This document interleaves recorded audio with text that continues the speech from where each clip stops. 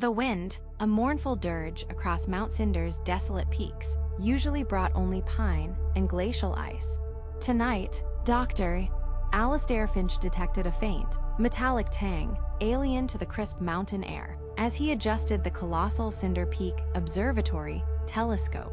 The stars, usually a comforting tapestry, shimmered with unnatural intensity, almost mocking his solitude.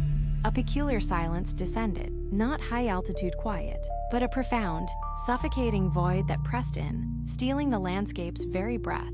The nocturnal wildlife, usually a symphony of rustles and chirps, was utterly mute. Even the observatory's faint machinery, hum felt muffled, struggling against an unseen current. Something was profoundly, terrifyingly amiss. It began with signals, not familiar pulsars or cosmic background radiation. These were fractured, non-repeating sequences, patterns within chaos, emanated from an unremarkable stellar dust patch near Andromeda's fringes. Scientific excitement morphed into unease as data streams grew deliberate. He saw faint, ethereal forms in deep space static, fleeting glimpses of vast structures beyond resolution. The metallic tang intensified, joined by a barely perceptible, low-frequency thrum, vibrating deep in his bones, felt more than heard. Reality itself seemed stretched thin, revealing glimpses of the unholy. Sleep became a luxury Alastair could no longer afford. The thrumming resonated in his skull, distorting his thoughts, blurring the lines between waking and nightmare. He'd catch glimpses of movement in his peripheral vision, phantom shadows, stretching impossibly long, tendrils of darkness coiling around the observatory's instruments.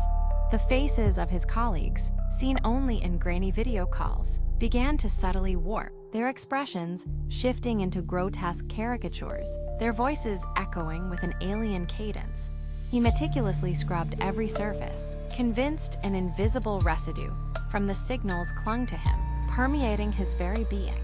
Paranoia, a cold, creeping fog, enveloped him. He felt observed, dissected, his every breath, every trembling thought, laid bare for an unknown, omnipresent entity. The metallic taste in his mouth became bitter, acrid, like licking ancient, corroded iron. He imagined the vastness of space as a gaping maw, and himself, a single, insignificant morsel. His grip on reality, once ironclad, now slipped like wet sand through desperate fingers. Isolation, once a solace, became torment, a crucible for his unraveling sanity. Then came the download. He wasn't sure if he initiated it, or if it simply happened. An avalanche of alien geometries and non-Euclidean constructs flooded his consciousness directly from the deep space signal. Not visual, auditory, or tactile in any human sense. It was a raw, unmediated influx of pure, incomprehensible data, bypassing his senses and tearing directly into his mind. He saw, not with his eyes, but with an expanded, agonizing awareness, the true form of the entities. Not biological beings in any terrestrial understanding, but vast, consciousness-based patterns, cosmic algorithms, existing as ripples in space-time. Their structures were the very laws of physics manipulated on a scale beyond mortal comprehension. They weren't communicating. They were simply being. Their being was an act of profound, alien horror, a glimpse into the true, indifferent void. Their ships were not vessels, but localized distortions of reality, consuming light and matter, repatterning it to suit their unknowable designs. He understood, with terrifying clarity, that humanity was less than an afterthought, a temporary anomaly in their vast, eternal calculations. He was merely an antenna, a momentary conduit for their incomprehensible existence. Days later, a search party found the observatory silent, its systems humming, yet eerily devoid of human presence.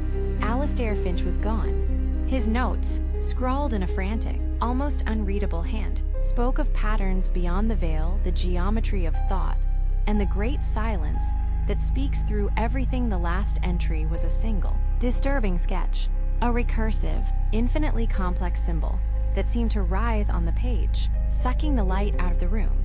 The metallic tang still lingered in the faint but undeniable, and a low, resonant thrum occasionally vibrated through the floorboards.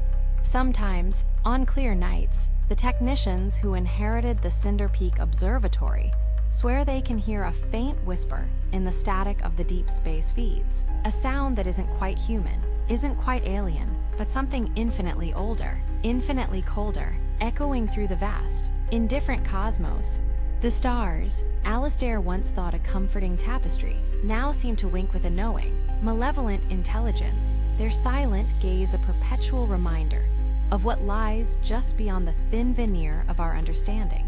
The emptiness of space wasn't truly empty, it was merely waiting.